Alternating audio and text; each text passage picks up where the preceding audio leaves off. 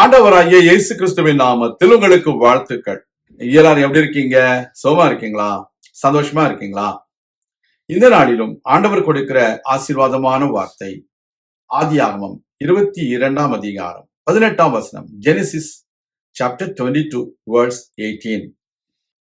நீ என் சொல்லுக்கு கீழ்ப்படிந்தபடியினால் உன் சந்ததிக்குள் பூமியில் உள்ள சகல ஜாதிகளும் ஆசீர்வதிக்கப்படும் என்றும் என் பேரில் ஆணையிட்டேன் என்று கர்த்தர் சொல்லுகிறார் என்றார். அருமையான தேவனுடைய பிள்ளைகளே, ஆபிரகாம் தன்னுடைய ஒரே பேரான குமாரனை பலியிடும்படிக்கு கர்த்தர் சொன்ன பொழுது அவன் அப்படியே கீழ்ப்படிந்து பலியிடும்படிக்கு மோரியா மலைக்கு செல்கிறான்.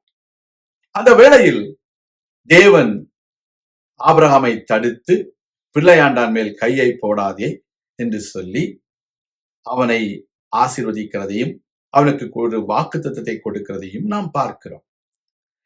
பிள்ளைகளே, இன்றைக்கு இந்த வசனம் சொல்கிறது, ஆபிரகாம் கர்த்தருக்கு கீழ்ப்படிந்தபடியினால் அவனுடைய சந்ததிக்குள் பூமியின் வம்சங்கள் ஆசீர்வதிக்கப்படும் என்று வாசிக்கிறோம். Dear children of God, the word of God says, because Abraham obeyed to the voice of the Lord, in his seed, the generations of the world will be blessed. We know Isaac was the first son of Abraham by promise. When God asked Abraham to sacrifice Isaac, he simply obeyed. We also have to obey whatever God tells us to obey. Obedience is better than sacrifice. When we obey God, He is going to bless us with many other blessings. That is very important. Because he obeyed to God and he was about to sacrifice Isaac, believing that the Lord will raise Isaac from the dead. God honored his obedience.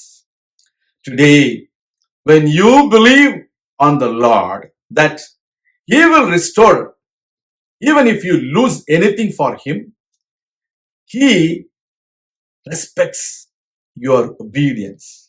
He respects your faith. He respects your faithfulness for God. That is why we need to obey God. When you obey God, He is going to bless your children and the generations yet to come. So we need to obey God. கர்த்தருக்கு நாம் கீழ்ப்படுகிற தேவனுடைய பிள்ளைகளாக இருக்கணும். Abraham கர்த்தருக்கு கீழ்ப்படிந்தான். கர்த்தர் பூமியில் உள்ள எல்லா வம்சங்களையும் அவனுடைய சந்ததிக்குள் ஆசீர்வதித்தார். இன்றைக்கு உலகமெங்கிலும் இருக்கிற தேவனுடைய பிள்ளைகள், நீங்களும் நானும் ஆபிரகாமுடைய சந்ததிகள். ஆவிக்குரிய விசுவாச தகப்பன், நாம் விசுவாச பிள்ளைகள். இன்றைக்கு நீங்களும் நானும் இந்த உலகத்துல ஆண்டவருக்கு கீழ்ப்படியும் பொழுது ஆண்டவருடைய ஆசீர்வாதத்தை நிச்சயம் பெற்றுக்கொள்வோம். When we obey to God, He will bless us with every other blessings. கர்த்தருக்கு கீழ்ப்படிதலை பார்க்கிறோம். சர்வாங்க தகன பலிகளும் அவருக்கு பிரியமாயிருக்குமோ என்று வேதம் சொல்கிறது. நாம் கர்த்தருக்கு கீழ்ப்படிவோம், ஆண்டவருடைய ஆசீர்வாதத்தை பெற்றுக்கொள்வோம். நான் உங்களுக்காக ஜெபிக்கிறேன். எங்கள் அன்பின் பரலோக பிதாவே, உம்முடைய பிள்ளைகளாகிய நாங்கள் உமக்கு கீழ்ப்படியவும், உம்முடைய வார்த்தையின்படி வாழவும், உம்முடைய சித்தத்தை செய்யவும் தேவரீர் எங்களுக்கு உதவி செய்தரும்.